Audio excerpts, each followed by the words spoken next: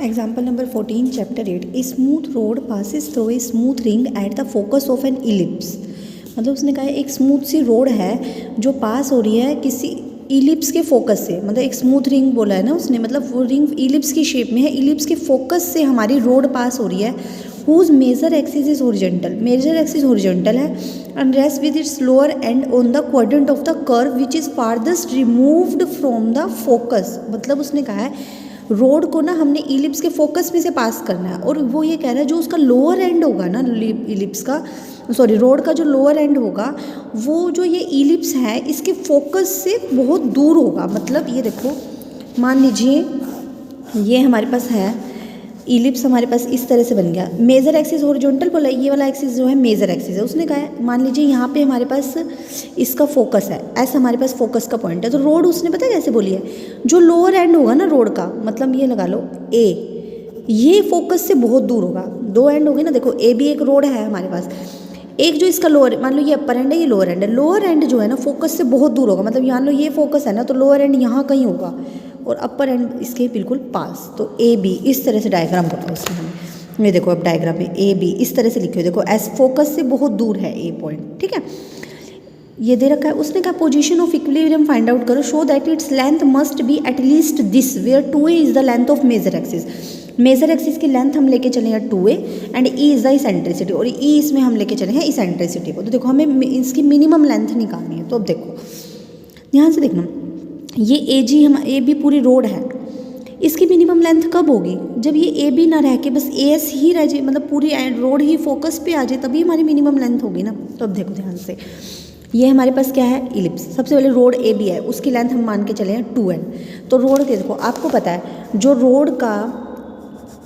सारा वेट कहाँ एक्ट करता है, उसकी सेंटर ऑफ ग्रेविटी पे, और उसकी सेंटर ऑफ ग्रेविटी कहाँ होती है, मिड पॉइंट पे, ठीक है। तो हमने मान लिया ए बी का मिड पॉइंट जी है जहाँ पे हमारे पास सारा वेट एक्ट करेगा, ठीक है। तो ये देखो ए बी की लेंथ 2l ली है हमने, तो ए जी इसका मिड पॉइंट है, तो ए जी और जी बी ये दोनों क्या हो जाएंगे l। देखो 2l हम लेके चले हैं रोड की लेंथ, w हम लेके चले हैं रोड का वेट, और रोड का वेट एक्ट करेगा जी पे। तो देखो ए जी और जी बी एल के इक्वल हो जाएंगे ना, पूरी रोड की लेंथ तो 2l है, वो हाफ ऑफ हो जाएगा ना ए जी और G B L, C S से एंगल थीटा मान के चले।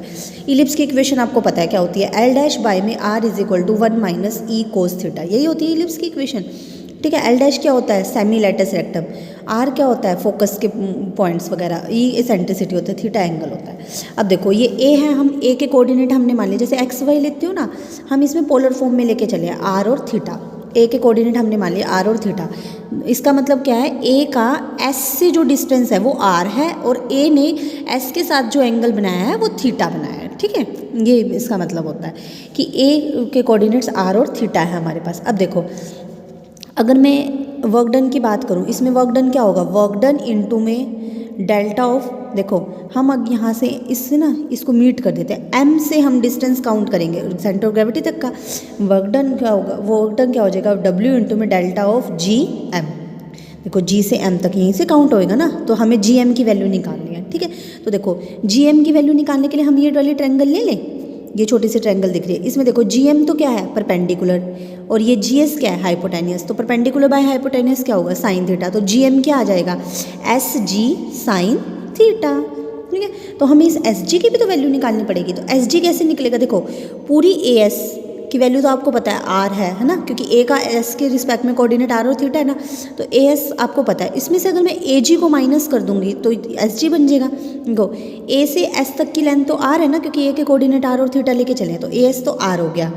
ठीक है। और ए जी आपको भी बताया था मैंने, ए बी पूरी लेंथ थी रोड की 2l, तो ए जी कितना आया था l ना, तो ये बन गया आर माइनस एल और साइन थीटा, तो यहाँ पुट कर दो R minus L sine theta, work done into में delta of L dash, R की वैल्यू क्या है, ये देखो हमने ये दिया था ना इलिप्स की इक्वेशन लिया ना, एल डैश बाय में r is equal to 1 minus e cos theta. तो यहाँ से देखो आर की वैल्यू बाय क्रॉस मल्टीप्लाई करो, आर इंटू में 1 minus e cos theta equal to L dash, तो आर की वैल्यू यहाँ से क्या आई है, एल डैश बाय में 1 माइनस ई कॉस थीटा, तो यहाँ पुट करो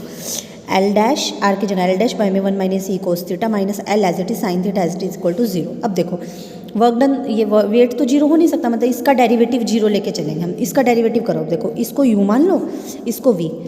पहले u को एज इट इज रहने दिया हमने,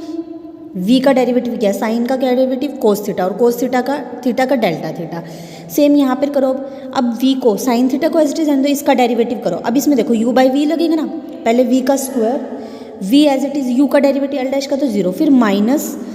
L dash as it is इसका डेरिवेटिव 1 का 0 माइनस ई